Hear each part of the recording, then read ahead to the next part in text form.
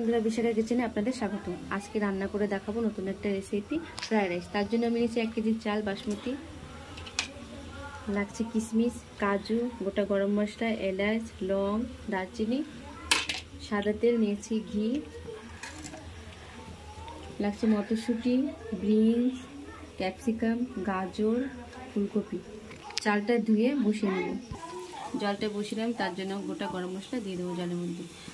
জাল উঠে গেছে, এবার চালগুলো দিয়ে দেবো। চালটা ফুটুক, ততক্ষণ কাজু কিশমিশগুলো ভেজে নিই। সাদা তেল দিয়ে দিই, কড়াইটা গরম হয়ে গেছে। এবার দিয়ে দেবো কাজুগুলো। এবার কিশমিশগুলো ভেজে নেব। কাজু কিশমিশ ভাজা হয়ে গেছে, এবার ঘি দিয়ে দেবো। এবার ফুলকপিগুলো ভেজে নেব। এবার গাজরগুলো দিয়ে দেবো। এবার বিনসগুলো দিয়ে দেবো। এবার ক্যাপসিকামগুলো দিয়ে দেবো। সব সবজিগুলো একসঙ্গে কষিয়ে নেবো ভালো করে। পরিমাণ মতো লবণ দিয়ে দেবো।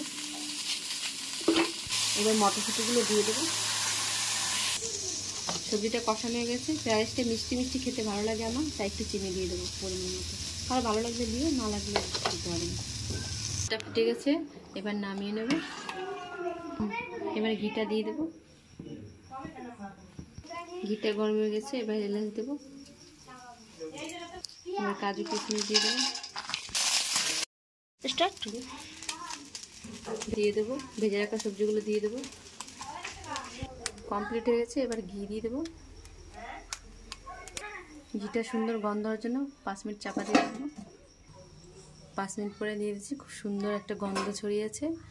অবশ্যই আর নতুন ভিডিও পেতে লাইক, শেয়ার, কমেন্ট করবেন বন্ধুরা। নমস্কার।